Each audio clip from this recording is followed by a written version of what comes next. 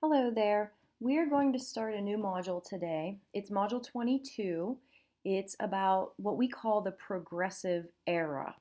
I wanted to do something different for this module. We've been doing checks for understanding and taking quizzes and tests. I'm wanting to give our artistic people a chance to flex their creative muscles. I'm hoping to be able to display some of this artistic work here on Schoology. So, when we create posters and art projects in the classroom, I like to hang them up and show them off to people. I would like to do the same thing here on Schoology.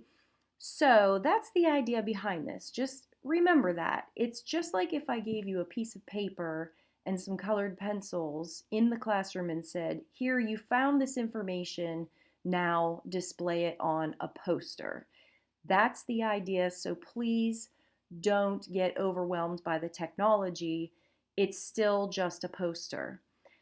The first thing you want to do is decide if you are going to use a computer or are you going to use a handheld device to make a poster.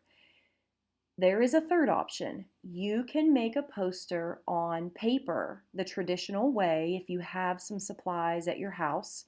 Go ahead. You can draw, color. It can be any size you want it to be. And then you can just take a picture of that and send me the picture. That's fine. If you want to make a digital poster, there are two choices. And you can see here on the Schoology page. If you're going to use a desktop or a laptop, you want to go to canva.com. This video will show a short demonstration how to use it. If you're going to use a tablet or a phone, you'll watch this video, which is a short demonstration of the Canva app. So, if you've ever used any other software to create digital media that you're more comfortable with and you think it would work, you'd be able to download it and submit to Schoology, I have no problem with that. Please use what you're comfortable with. Now, as I scroll down, after you watch those videos and you decide which one you're going to do, then you can go through the instructions. I have a premise here which gives you the background of the progressive era. Read over that. I have the actual instructions here telling you you're going to create a poster. And then I have your options here, whether you're going to create a digital poster or one by hand.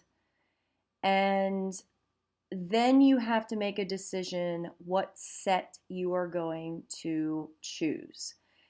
The module has a bunch of different topics, but I'm only asking you to include certain topics on your poster. We can't include them all. The poster would be a huge mural the size of a room.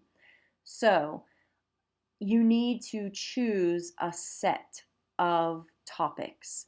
Set number 1 is under the heading political reform. If you're interested in politics, then maybe you choose set number 1, and you would have to include all of these terms in your poster. That's set 1. If you don't want to do that, maybe you want to do set number 2, which is also political in nature. If you choose set 2, you have to include all of these topics in your poster. There are 6 total sets to choose from. I don't care which one you pick. It doesn't matter. None of them are any harder than the rest. It's really just based on your interest. Set number 3 is about women's rights. During the progressive era, women are pushing to get more equal treatment in America. Set number 4 is about economic reform. And so is set number 5, actually. I divided those up into 2 separate sets. And the last one, if you're interested in civil rights for different races, that's set number 6. This is specifically reform for African Americans. So those are your choices. You're picking only one of those. And then here's how you are scored. It is broken down into 3 categories: content, and appearance. As always, as a history teacher, content is my number one concern, so it's actually two of the three categories. I'm looking to see, is your content thorough and did you include all of the topics? That's 6 points. Is your content accurate? That's another 6 points. And the appearance of the poster should be organized and attractive. That's 2 points, and the total is 14 points. This is the only thing we're doing for Module 22. There will be no quizzes or tests. You can see also attached to these instructions is a PDF of the same. So if you would need that, there it is. There's a link for the online textbook because that's where you'll get your information. And there's the link for canva.com. If you decide to use a desktop or laptop computer, this is where you would go to create your project.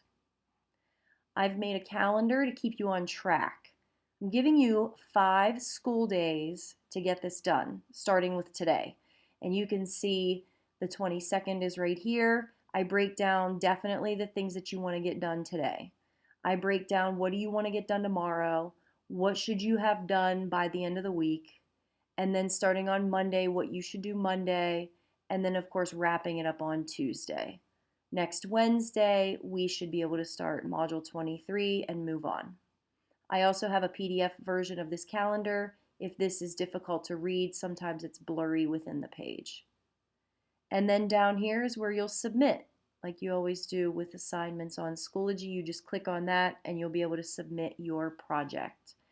I can't wait to see these. I'm excited to do something different. I hope you are too.